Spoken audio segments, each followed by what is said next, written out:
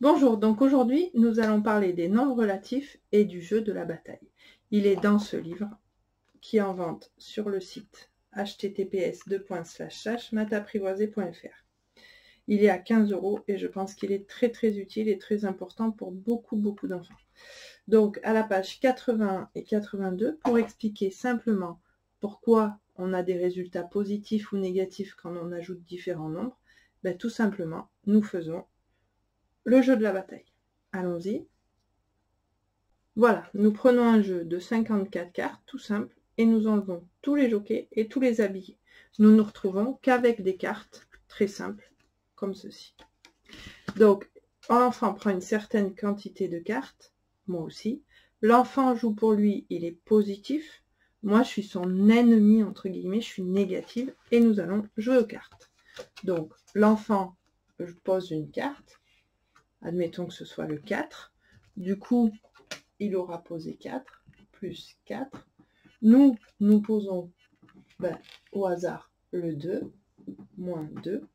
Qui c'est qui va gagner? C'est l'enfant. Donc le plus, puisqu'il est positif. De combien de points? 2, 3, 4. C'est-à-dire de la différence entre 2 et 4. Continuons le jeu. Donc dans d'autres situations, nous allons nous retrouver dans un autre contexte.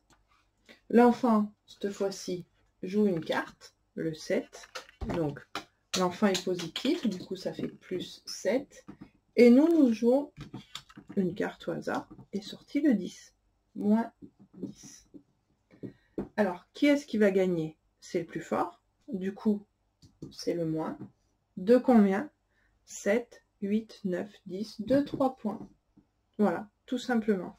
On continue. Donc, continuons. Cette fois-ci, nous jouons. L'enfant met un 5 et moi, je mets un 5. Bon, là, il n'y a personne qui gagne. Du coup, l'enfant a mis 5. Moi, j'ai mis 5. Il n'y a personne qui gagne. Pour pouvoir continuer le jeu, il faut continuer de poser des cartes. L'enfant pose celle-là et moi, je pose celle-là.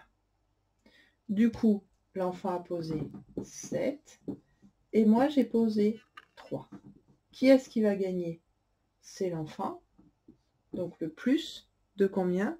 3, 4, 5, 6, 7. De 4 points. Donc là, il y a plusieurs manières pour calculer. On voit bien que moins 5 plus 5 moins 5, ça s'annule. Du coup, nous pouvons faire simplement la différence entre ces deux cartes. Ou alors, l'enfant peut dire, bon, moi en tout, j'ai mis 12 points. Et moi, qui joue contre l'enfant, j'ai mis 8 points. Qui est-ce qui va gagner? C'est l'enfant. De combien? 8, 9, 10, 11, 12. J'insiste, si les enfants ont besoin de compter sur leurs doigts, il faut les laisser faire. Quand ils seront prêts, ils arrêteront de compter sur leurs doigts, mais c'est important. On fait un dernier exemple. Allons-y. Donc cette fois-ci, pour entraîner l'enfant, il va poser 2 cartes et nous allons poser 2 cartes aussi. Donc l'enfant pose ces 2 cartes et nous posons ces 2 cartes. Et là, on va faire la synthèse. L'enfant a posé le 3, il a posé l'As, nous avons posé le 4 et nous avons posé le 2.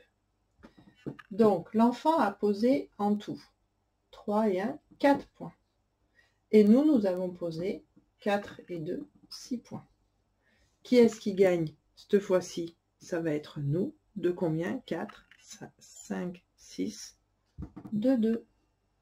Voilà, je vous souhaite de vous amuser et surtout de faire des mathématiques avec plaisir. Bonne journée!